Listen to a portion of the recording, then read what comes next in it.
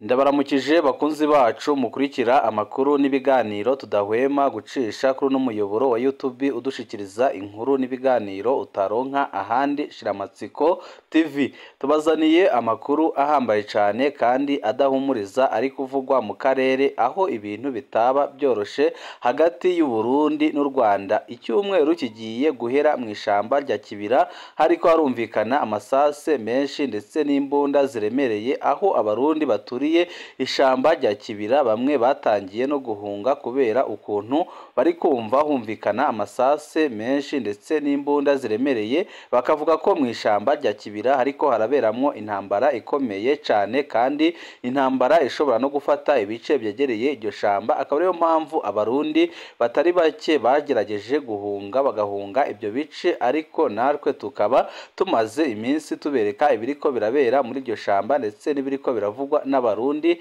Ariko hakaba hari amakuru ahambaye cyane avuye mu nzego z'umutekano duhejeje kuronka avuga ko ibintu bitaba byoroshe mu ishamba rya Kibira. Tubibutse ko iryo shamba rya Kibira rifatanye n'ishyamba rya Nyungwe riri mu Rwanda, kandi bikaba bivugwa ko iryo shamba rya Kibira rimazemwo iminsi itari mike interahamwe zasize zihekuye u Rwanda zibarizwa mu mutwe wa FDLR, aho izo nterahamwe ziriko zirifatanya n'igisirikare cy'u Burundi aho ziri gukora imyitozo ihambaye cyane ya gisirikare, zikaba zitegurira gutera u Rwanda, kandi zikaba zivuga ko ikintu cyonyine gizishaka ari uguhindura ubutegetsi bwa Kigali, byose bikozwe na Perezida Evariste Ndayishimiye kuko niwe uriko urafasha izo nterahamwe kubona ibigwanisho ndetse n'imyitozo ihambaye cyane. Ariko amakuru avuye mu nzego z'umutekano ahejeje kudushikira aravuga ko ibintu bitameze neza mu ishamba rya Kibira, aho amwe mu masoko yacu yemeza ko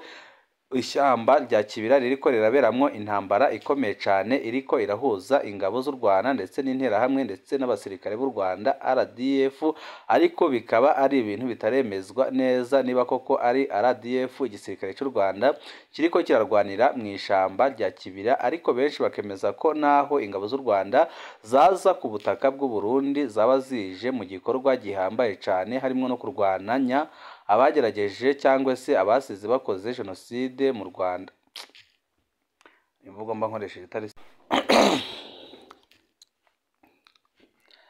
Ndabaramukije bakunzi bacu mukurikira amakuru n'ibiganiro tudahwema gucisha kuri no muyoboro wa YouTube udushikiriza inkuru n'ibiganiro utaronka ahandi. Tubazaniye amakuru ahambaye cyane kandi adahumuriza ari kuvugwa mu karere aho umubano w'u Burundi n'u Rwanda ukomeza gutosekara ku rugero rutarigera rubaho, aho umwanya n'umwanya mushobora kumva intambara itangiye ku Burundi canke se ku Rwanda, kuko Perezida Evariste Ndayishimiye urongoye igihugu cy'u Burundi ari gukora ibishoboka byose kugira ngo ahungabanye umutekano w'u Rwanda, aho yamaze gushikana interahamwe ku butaka bw'u Burundi zikaba zimaze igihe kitari gito mu ishamba rya Kibira, aho ziri gukora imyitozo ya gisirikare ihambaye cyane zifatikanije n'abasirikare b'u Burundi, bakaba baranamaze kugeza ibigwanisho byiganjemo ibikomakomeye hafi y'imbibi zose u Burundi buhana n'u Rwanda, aho bavuga ko intego bafise atayindi uretse yo gutera u Rwanda amaze bagakuraho ubutegetsi bwa nyakubahwa General Major Paul Kagame, aho bavuga ko Perezida Paul Kagame bagomba kumukuraho kugira ngo babohore abanyarwanda. Ariko benshi bakaba babamirira kure yaba abanyarwanda ndetse n'abarundi, aho bavuga ko ibiriko birategurwa na Perezida Evariste Ndayishimiye bitazigera bimuhira, kandi ko rwose ari we bizagiraho ingaruka zikomeye cyane, kuko abarundi batari bake bari mu bwoba kandi barababajwe n'ibikorwa Perezida Evariste Ndayishimiye ariko arakora. Benshi bakemeza ko ikintu cyonyine gishoboka kugira ngo igihugu gikire ari uko bahaguruka bakasidukana n'iyo nka amaze bakikuraho ubutegetsi bwa Perezida Evariste Ndayishimiye, kuko aho ibintu bigeze biraboneka neza ko ibintu bitoroshe na gatoya. Turamaze iminsi tubereka ibiriko birabera mu ishamba rya Kibira, aho umutekano wahungabanye kubegereye iryo shamba, bigatuma abarundi batari bake baturiye iryo shamba shamba batangira guhunga bakerekeza mu bice bitegereye iryo shamba. Icyumweru kigiye guhera mu ishamba rya Kibira humvikanamo amasase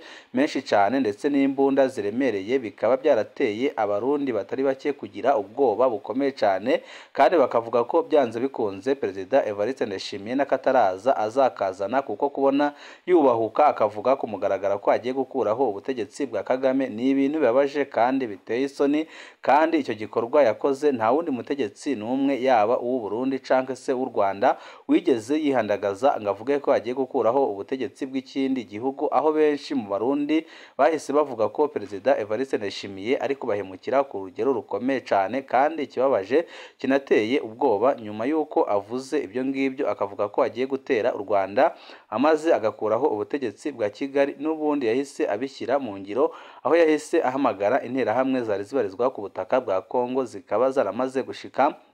mu gihugu cy'u Burundi, aho ziri mu ishamba rya Kibira zikaba ziriko zirakora imyitozo ihambaye cyane ya gisirikare, aho ziteguriye bikomeye gutera igihugu cy'u Rwanda, aho zivuga ko intego zifise atayindi uretse gukuraho ubutegetsi bwa Kigali, kandi bakavuga ko intego bafise ariyo kongera gusubiza igihugu mu icuraburindi nk'uko byagenze mu mwaka wa 1994, aho haba jenoside yakorewe abatutsi, abakoze iyo jenoside bagahungira ubutabera ku butaka bwa Kongo, aho babaye imyaka myinshi bihishahisha kandi bakaba banakomeza guhungabanya umutekano w'u Rwanda. None Perezida Evariste Ndayishimiye yabahaye indaro mu gihugu cy'u Burundi, aho bari kwitegura bikomeye cyane gutera igihugu cy'u Rwanda, ariko amakuru adushikira akavuga ko igihugu cy'u Rwanda naco kitazigera kihanganira ko hari umuntu n'umwe azaza guhungabanya umutekano w'igihugu cy'u Rwanda, kandi kikaba kivuga ko atantambara na nkeya gikeneye ku butaka bwacyo. Akaba ariyo mpamvu ano masaha ndetse no muri no minsi byaba bivugwa ko ingabo z'u Rwanda zaba zaramaze gushika ku butaka bw'u Burundi, aho zaba ziri mu Kibira ziri guhangana bikomeye cyane n'izo nterahamwe ndetse n'abasirikare b'u Burundi bashaka kuzifasha kugira ngo batere u Rwanda. Akaba ariyo mpamvu mu ishamba rya Kibira hamaze iminsi humvikana amasase aremereye ndetse n'ibibunda binini, aho benshi bavuga ko ibintu biriko biraba biteye ubwoba, bikaba byaratumye Abarundi batari bake bahunga ibyo bice byegereye iryo shamba bakerekeza mu bice bitarimwo intambara, ariko benshi bakemeza ko n'ubundi mu gihugu cyose cy'u Burundi umutekano waho ugerwa ku mashyi, ko nta mutekano uhari kubera ukuntu Leta itabara biboneka neza ko atahantu itari ngaha ku butaka bw'u Burundi, kandi bikaba biboneka neza ko Perezida Evariste Ndayishimiye ari gukora amakosa akomeye cyane, kandi byose akaba ari kubikora yirengagije ko igisirikare cy'u Burundi cyamaze gucika intege ku rugero rutarigera rubaho, aho benshi bemeza ko ibintu biriko birabera mu gisirikare cy'u Burundi biteye ubwoba kandi bibabaje, kandi ko ari ibintu bishobora gutuma igihugu cy'u Burundi kigwa mu manga ikomeye cyane, kuko biratangaje kubona Leta itabara iza ku butaka bw'u Burundi igakora ibitero ikica abarundi, ikica abasirikare n'abapolisi, igasubirayo atanumwe ufashwe, ahubwo abasirikare b'igihugu akaba ari bo bahunga. Ibi ni ibintu nyine byeretse abarundi ko nta mutekano bafise, kandi byereka abarundi ko Perezida Evariste Ndayishimiye iby'umutekano w'amarundi bitamuraba, ahubwo ikimuraje ishinga ari ukwicira amafaranga, kuko yaba umutekano w'abarundi umureba ntabwo yari gutinyuka gufata batayo zishika muri 7 ngo zirungike muri Kongo, aho bari kwicwa nk'udushwiriri, amaze igihugu gisigariraho kugeza aho Leta itabara yinjira mu gihugu nkaho nta basirikare igihugu gifise, igakora ibitero igasubirayo atanumwe ufashwe. Ibyo byose bikaba bibabaza abatari bake bavuga ko ibi bintu byanze bikunze bifise icyo binyegeje, kandi ibi bintu byanze bikunze abarundi badafatanye mu nda ngo babihagarike Perezida Evariste Ndayishimiye bizarangira asambuye igihugu cy'u Burundi. Ariko benshi bakemeza ko n'ubundi igihugu cy'u Burundi cyamaze gusambuka, kuko ibintu biriko birabera mu gihugu muri no minsi birateye ubwoba, kandi birerekana neza ko abarundi bari mu bibazo bihambaye cyane. Urebye nk'ukuntu ifaranga ry'u Burundi ryataye agaciro, byose nyine birerekana neza ko Perezida Evariste Ndayishimiye rwose amaze kwica igihugu ku rugero rutarigera rubaho, kuko uko ifaranga ry'u Burundi ryataye agaciro ntibyigeze binabaho n'igihe igihugu cy'u Burundi cyari mu ntambara. Kubera iki Leta y'u Burundi imaze imyaka 2 igwana na Leta itabara muri Kongo, ariko ikaba ije kwagiriza u Rwanda ubu ngubu. Perezida Evariste Ndayishimiye avuga ko impamvu ashaka gutera u Rwanda ari uko narwo rushigikira Red Tabara, none abarundi batari bake bakibaza impamvu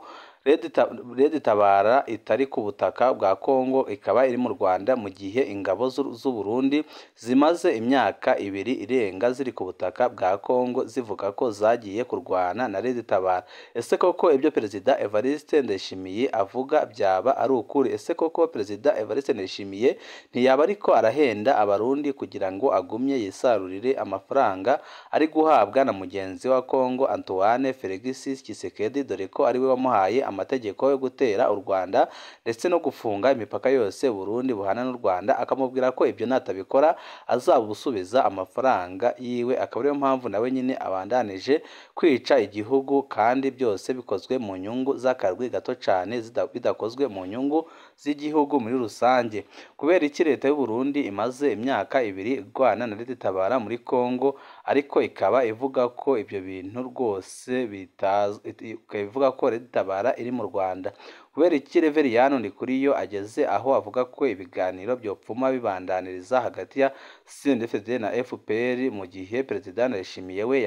yemanga ko leta yananiwe? Perezida Evariste Ndayishimiye ku kijyanye n'umubano uri hagati y'u Burundi n'u Rwanda nta gihuriza ko n'umukuru w'umugambwe ku butegetsi Reveriyano Ndikuriyo, aho Reveriyano Ndikuriyo avuga ko atakibazo gihari, kandi akavuga ko ibibazo bihari bigomba kuganirwaho n'imigambwe yombi, amashyaka abiri, yaba iryo mu Rwanda ndetse n'iryo mu Burundi. Ariko igitangaje nuko Perezida Evariste Ndayishimiye we afata ingingo zikomeye kandi boneka neza ko ari ingingo zizagira ingaruka zikomeye cyane ku bene gihugu bato bato. Ubwo koko abagerageje gutembagaza ubutegetsi muri 2015 nibo batwara Red Tabara? Perezida Evariste Ndayishimiye arahenda abarundi kandi akabahenda yibaza ko ari ibijuju, kuko ibyo ariko aravuga rwose ntaho bihuriye n'ukuri.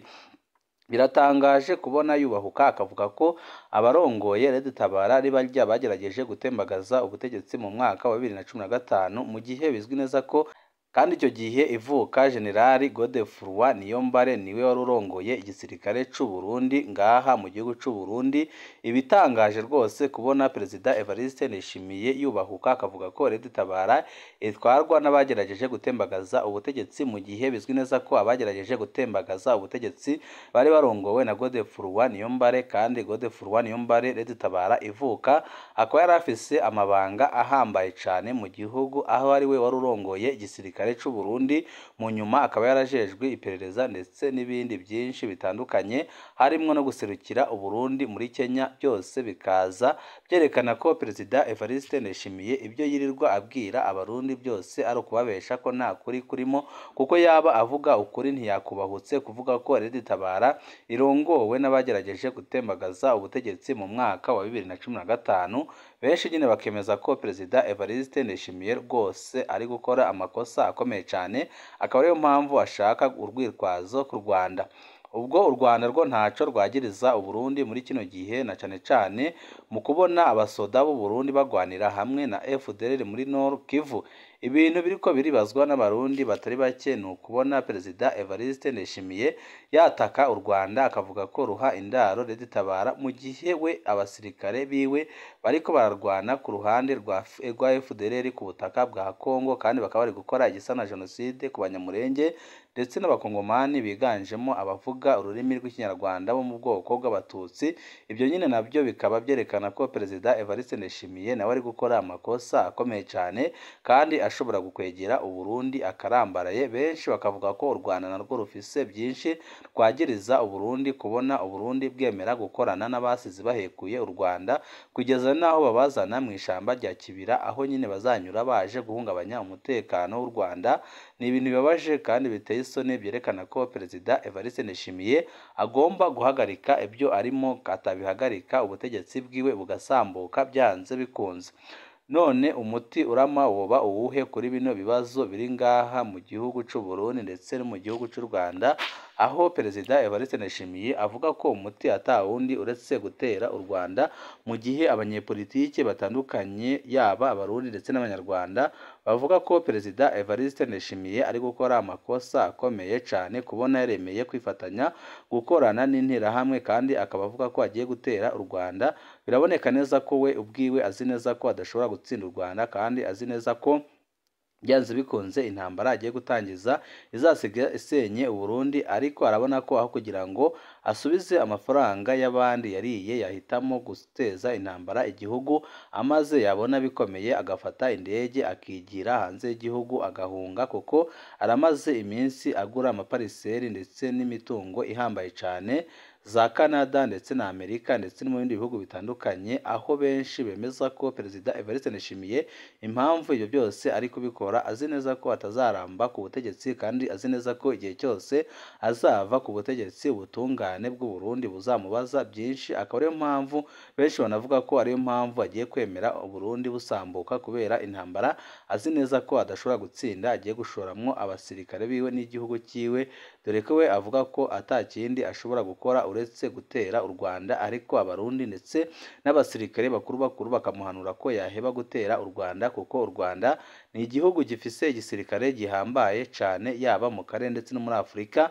Abasirikare bo ku rwego rwo hejuru hamwe n'abajenerali bakamubwira ko igihe cyose azaba afashe umwanzuro wo gutera u Rwanda aribwo azaba ashize ihereze ku butegetsi bwiwe, kuko u Rwanda nirwohereza abasirikare barwo RDF nta n'iminota 30 bizabafata batamaze gufata igihugu cyose cy'u Burundi. Akaba ariyo mpamvu abasirikare b'u Burundi bakuru ndetse n'abaturage batandukanye babwira Perezida Evariste Ndayishimiye kureka gutera u Rwanda, kuko bishobora kumuta kuw'amazi kandi bizamugiraho ingaruka zikomeye cyane. Turabandanya kubatohoreza amakuru yandi atandukanye ndetse n'ibiriko birabera mu kibira byose, nyine tukaba turiko turakora ibishoboka byose kugira ngo tumenye amakuru ya nyayo ndetse n'ibiriko biravugwa ko byaba ari ukuri. Byose nyine mukaza kubikurikira kuri no mbonesha kure yacu ari no yanyu Shiramatsiko TV, dushikiriza inkuru n'ibiganiro utaronka ahandi, mukaza kubikurikira nyine mu makuru yacu yo hanyuma. Ibihe byiza nibyo ndabipfurije.